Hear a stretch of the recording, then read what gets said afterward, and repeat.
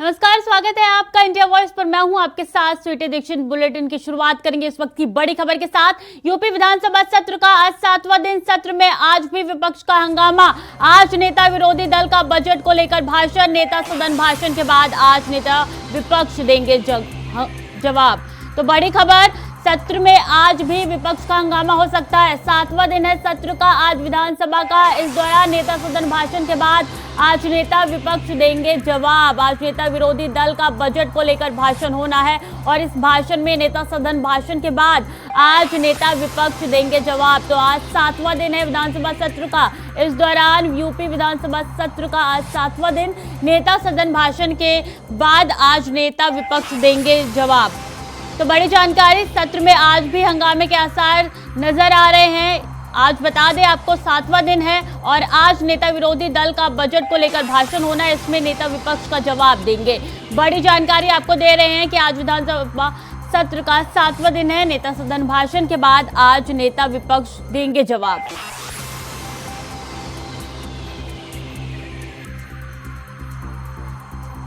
इसी खबर पर प्रियम पाठक हमारे साथ जुड़ चुके हैं। प्रियम, देखिए आज 7वां दिन है, आज भी हंगामे के आसार, क्या जानकारी?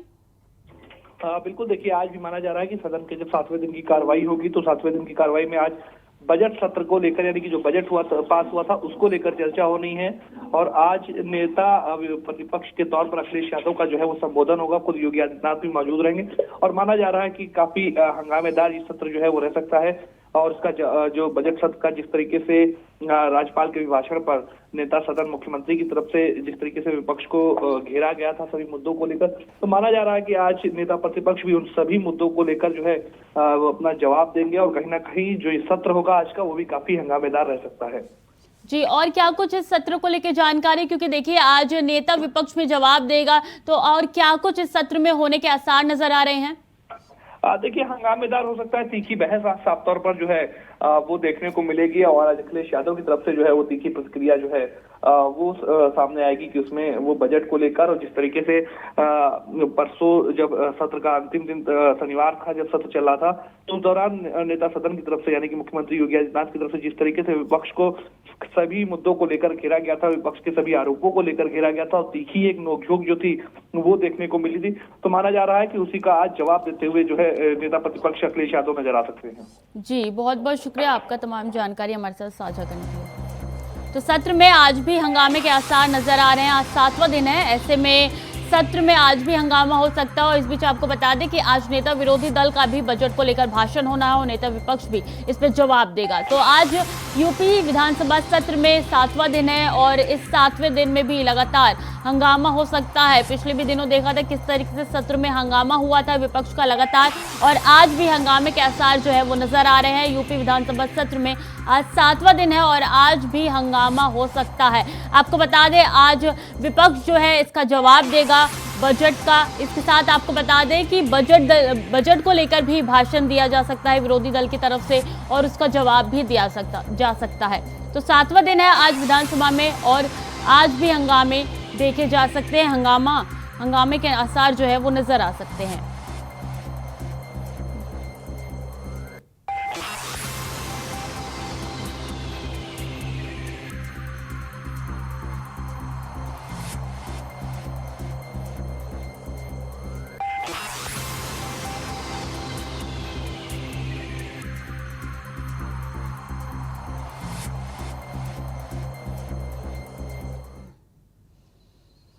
बड़ी जानकारी बरेली से, सपा विधायक पर मारपीट का आरोप, दो पक्षों ने लगाया चाकुओं से हमला करने का आरोप। विधायक अताउर रहमान पर फायरिंग का भी आरोप। सपा विधायक समेत 4 लोगों पर केस दर्ज। बहेड़ी थाना क्षेत्र के सपा कार्यालय की घटना है।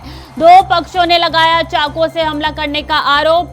बता दें कि ये आरोप जो है सपा विधायक पे लगाया गया है। विधायक अताउर रहमान पर फायरिंग का भी आरोप लगाया गया है। तो दो पक्षों में आरोप लगाया गया। बहेड़ी थाना क्षेत्र के सपा कार्यालय की ये घटना है। सपा विधायक समेत 4 लोगों पर केस दर्ज हुआ है। बहेड़ी थाना क्षेत्र के सपा कार्यालय की पूरी घटना बताई जा रही है।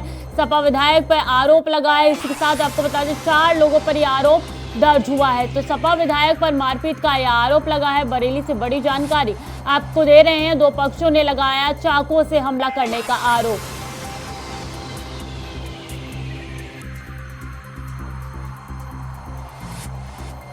इसी खबर पे सनी गोस्वामी हमारे साथ जुड़ चुके हैं ज्यादा जानकारी के लिए।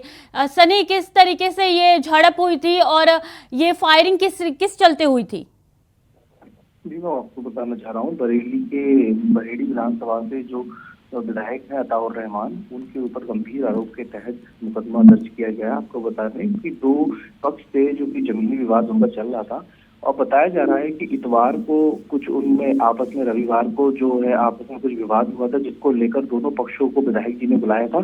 जब विधायक के बुलाया था तो उधर दोनों पक्ष बैठे हुए थे, जिसमें बताया जा रहा है कि जब दोनों में आपसी समझौता नहीं हुआ, जब आपसी समझौता नहीं होता है, इसमें बहसबाजी होती है। इसमें आरोप लगाया है एक पक्ष ने कि विधायक और उसके कुछ लोगों ने उनको चाकू से हमला करा है और मतलब जानलेवा हमला करा है, जिसको लेकर उन्होंने पुलिस में कंप्लेंट की है, जिसमें विधायक सहित 4 लोगों के खिलाफ मुकदमा गंभीर धाराओं में दर्ज किया गया है। मुकदमा सिर्फ दर्ज किया गया है या कोई गिरफ्तारी भी हुई है? जी, अभी तक गिरफ्तारी नहीं की गई है। अभी जांच का विषय है और जांच पुलिस कर रही है, जिसमें कि 4 लोगों के खिलाफ जो मुकदमा दर्ज किया गया है वो हुआ है, लेकिन अभी किसी की गिरफ्तारी नहीं हुई है। जी, इस हमले में कितने लोगों के घायल होने की आशंका जताई जा रही है? घायल होने की बात है कि वहाँ पे जब वो था, दोनों पक्ष बैठे हुए थे, लगभग 10-12 लोग थे वहाँ पे। जब वहाँ पे उनकी बाबती सहमति चल रही, जिसमें कि सहमति नहीं होने के कारण ये जो हमला हुआ है, ये आरोप लगा है, जिसमें बताया जा रहा है कि 2 से 3 लोग इसमें घायल हैं। जी, घायलों का इलाज जारी है, क्या उनको अस्पताल में भर्ती कराया गया है? जी, जो घायल है उनके लिए भेजा गया था, अस्पताल भेजा गया था, उनका प्राथमिक उपचार वहाँ पे चल रहा है। जी, जिससे फायरिंग हुई है, क्या वो गन लाइसेंसी था या अवैध गन था, क्या जानकारी है? अभी तक गन के बारे में पूरी तरह जानकारी नहीं हुई है, क्योंकि अभी इस मामले में पूरी तरह से खुल के अभी उनके द्वारा कोई बाइट नहीं दी गई है, विधायक के द्वारा कोई बाइट नहीं दी गई है। तो इसमें अभी तक ये जांच का विषय है, ये पुलिस जांच करेगी कि अभी तक उसमें अवैध हथियार था या फिर लाइसेंसी बंदूक। ठीक है सनी, बहुत बहुत शुक्रिया आपका तमाम जानकारी हमारे साथ साझा करने के लिए। हिमाचल के राज्यपाल अस्पताल में भर्ती हुए। शिव प्रताप शुक्ला कैलाश अस्पताल में भर्ती हुए। राज्यपाल शिव प्रताप शुक्ला अस्पताल में एडमिट हुए हैं। सेक्टर 27 कैलाश हॉस्पिटल में चल रहा है उनका इलाज। बड़ी जानकारी, सीने में दर्द की शिकायत के बाद अस्पताल में भर्ती हुए हिमाचल के राज्यपाल अस्पताल में भर्ती हुए। आपको बता दें, सीने में दर्द हुआ, उसके बाद से उनको अस्पताल में भर्ती कराया गया। शिव प्रताप शुक्ला कैलाश अस्पताल में भर्ती, तो हॉस्पिटल में उनका इलाज चल रहा है। राज्यपाल शिव प्रताप शुक्ला एडमिट हो चुके हैं हॉस्पिटल में। सीने में दर्द की शिकायत बताई जा रही है, जिसके बाद से उनको एडमिट किया गया है। नोएडा सेक्टर 27 कैलाश हॉस्पिटल में उनका इलाज जारी है।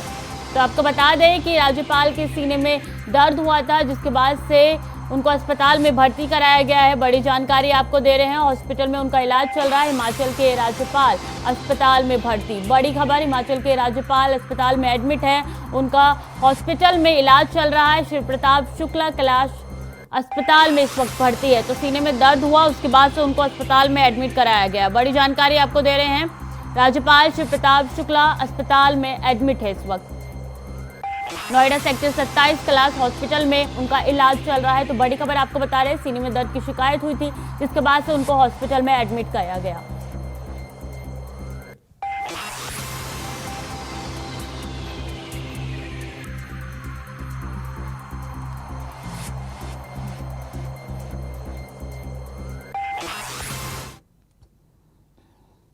बड़ी खबर, यूपी बीजेपी अध्यक्ष भूपेंद्र चौधरी दिल्ली में मौजूद। संगठन महामंत्री धर्मपाल सिंह भी दिल्ली में मौजूद।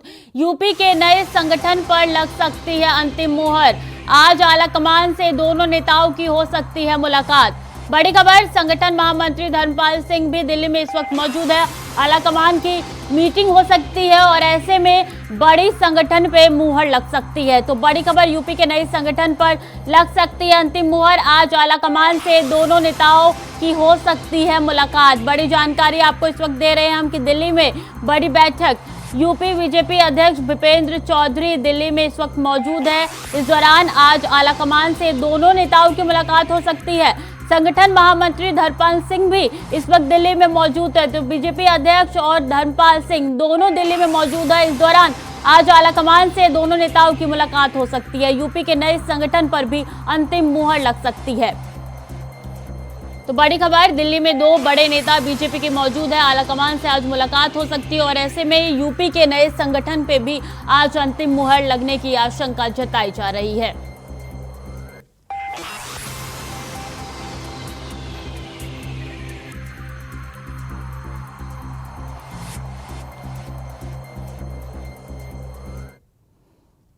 और बड़ी खबर, मुरादाबाद के मैनाठेर थाने इलाके के मास्टर फार्म हाउस पर देर रात बड़ी घटना घट गई। दरअसल चोरी का विरोध करने पर 2 अज्ञात चोरों ने फार्म हाउस में मौजूद युवक को गोली मार दी। गोली लगने से युवक गंभीर रूप से घायल हो गया और आनन फानन में उसे उपचार के लिए सिविल लाइंस स्थित जिला अस्पताल में ले जाया गया। युवक को गोली मारने की सूचना मिलते ही पुलिस प्रशासन में हड़कंप मच गया। एसपी देहात ने घायल युवक से घटना को लेकर जानकारी ली और घटनास्थल का निरीक्षण भी किया।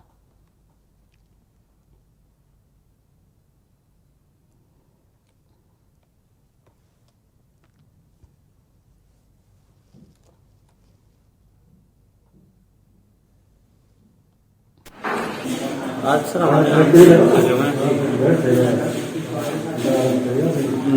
चोर आए थे चोरी करने के लिए, इन्होंने पकड़ा जाके तो उन्होंने हाथापाई होने के बाद उन्होंने गोली मार दी।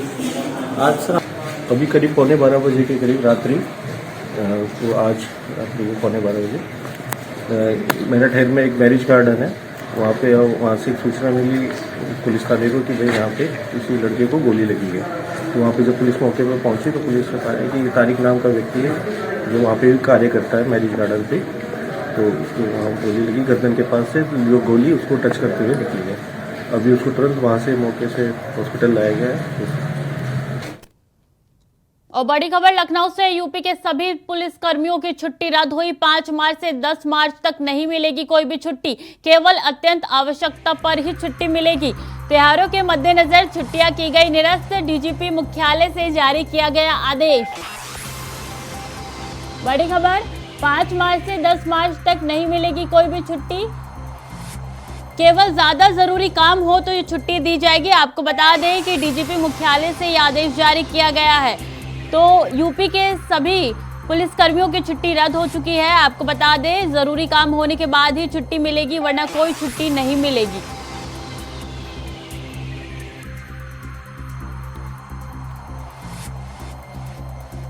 पाँच मार्च से 10 मार्च तक कोई भी छुट्टी नहीं मिलेगी किसी भी पुलिसकर्मी को। तो यूपी से बड़ी खबर हम आपके साथ साझा कर रहे हैं।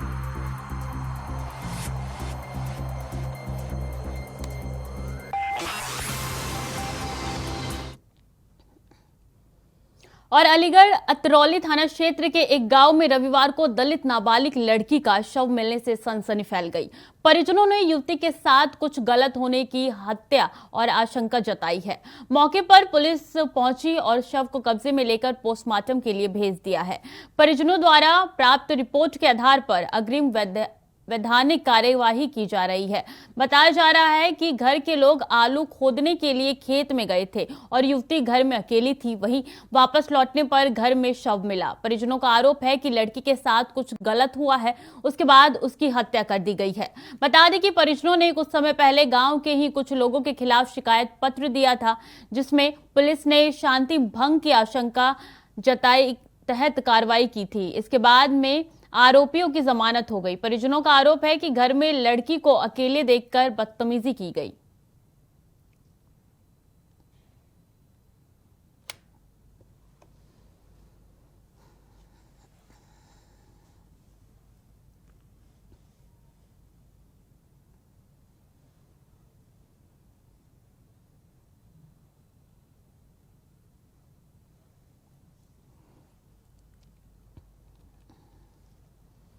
और प्रयागराज में हुई रमेश पाल की हत्या से सियासी गलियारियों में घमासान मचा हुआ है। विपक्ष सत्ता पक्ष पर हमलावर है। इसी क्रम में शनिवार को सदन में सीएम योगी आदित्यनाथ ने अपराधियों के प्रति अपने तेवर और इरादे व्यक्त करते हुए कहा कि माफियाओं को मिट्टी में मिला देंगे।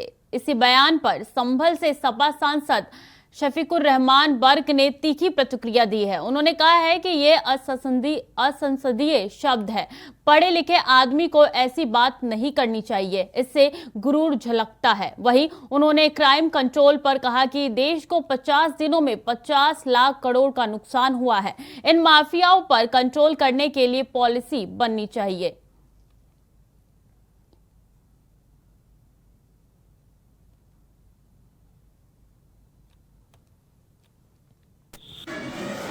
सरकार की आज तक की पॉलिसी जहाँ तक ताल्लुक है,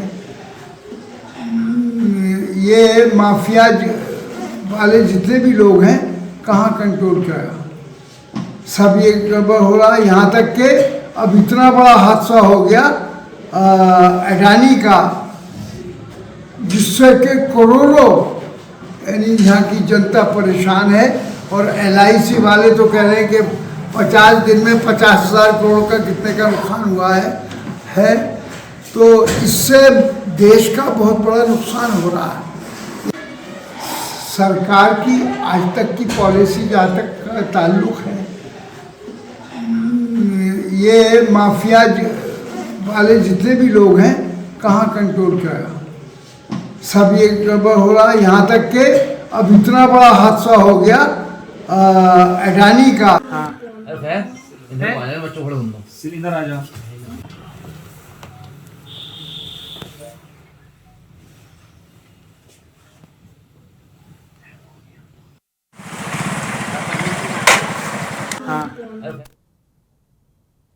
तो पीएम मोदी किसानों को दे रहे हैं बड़ी सौगात। सीधे चलते हैं। आप कल्पना कर सकते हैं कि अगर हम इन स्कूलों में अभी से स्टार्टअप्स के लिए, डिजिटल मार्केटिंग के लिए वर्कशॉप शुरू करवाएं, तो इसका कितना बड़ा लाभ हमारे आदिवासी समाज को होगा। जब ये बच्चे एकलव्य मॉडल स्कूलों से पढ़कर निकलेंगे तो उन्हें पहले से पता होगा कि अपने क्षेत्र के ट्राइबल प्रोडक्ट को उन्हें कैसे प्रमोट करना है, कैसे ऑनलाइन उनकी ब्रांडिंग करनी है। साथियों, पहली बार आदिवासियों में भी जो सबसे वंचित है उनके लिए एक विशेष मिशन हम शुरू कर रहे हैं। देश के 200 से अधिक जिलों में 22,000 से अधिक गांवों में ट्राइबल साथियों तक हमें तेजी से सुविधाएं पहुंचानी है। वैसा ही हमारे लघुमती समाज में, खास करके मुसलमान समाज में पसमानदा समाज है, वहां तक लाभ कैसे पहुंचे, जो आज भी आजादी के इतने साल के बाद भी बहुत पीछे रह गए हैं। इस बजट में सिकल सेल से पूरी तरह से मुक्ति का लक्ष्य भी रखा गया है। इसके लिए whole of the nation approach की जरूरत है। इसलिए हेल्थ से जुड़े हर स्टेक होल्डर्स को तेजी से काम करना होगा। साथियों, aspirational district programme reaching the last mile के लिहाज से एक सक्सेस मॉडल बनकर उभरा है। इसी अप्रोच पर अब देश के 500 ब्लॉक्स में एस्पिरेशनल ब्लॉक कार्यक्रम शुरू किया जा रहा है। एस्पिरेशनल ब्लॉक प्रोग्राम के लिए हमें कंपैरेटिव पैरामीटर्स को ध्यान में रखते हुए वैसे ही काम करना है जैसे हमने एस्पिरेशनल डिस्ट्रिक्ट के लिए काम किया है। हमें हर ब्लॉक में भी एक दूसरे के लिए प्रतिस्पर्धा का माहौल बनाना है। साथियों, मुझे विश्वास है कि इस वेबिनार से लास्ट माइल डिलीवरी से जुड़े नए विचार, नए सुझाव, इस मंथन में से वो अमृत निकलेगा जो हमारे दूर दराज के क्षेत्रों में आखिरी छोर पर बैठे हुए हमारे भाई बहन हैं, उनके जीवन में बदलाव लाने के लिए आपके सुझाव बहुत काम आएंगे। हमें आगे के लिए सोचना है, हमें इम्प्लीमेंटेशन पर बल देना है, हमें टेक्नोलॉजी का सर्वाधिक उपयोग करते हुए ट्रांसपेरेंसी को सुनिश्चित करना है। हितधारक सही हो, उसको मिलने की व्यवस्था उसके काम आने वाली हो और समय सीमा में मिले, ताकि जल्दी से जल्दी वो एक नए विश्वास के साथ खुद गरीबी के खिलाफ लड़ाई लड़ने के लिए हमारा एक सैनिक बन जाएगा। हमारे गरीबों की फौज गरीबी को परास्त करने के लिए ताकतवर बननी चाहिए। हमें गरीबों की ऐसी शक्ति बढ़ानी है ताकि हमारा गरीब ही गरीबी को परास्त करे। हर गरीब ये संकल्प लेना शुरू करे कि अब मुझे गरीब नहीं रहना है, मुझे मेरे परिवार को गरीबी से बाहर निकालना है। सरकार मेरा हाथ पकड़ रही है, मैं चल पड़ूंगा। ये वातावरण हमें पैदा करना है और इसके लिए मुझे आप जैसे सभी स्टेक होल्डर्स के सक्रिय सहयोग की अपेक्षा है। मुझे विश्वास है आज का ये वेबिनार एक प्रकार से सर्वजन हिताय सर्वजन सुखाय एक बहुत बड़े संकल्प की पूर्ति का कारण बनेगा। मेरी तरफ से आप सबको बहुत बहुत शुभकामनाएं। धन्यवाद।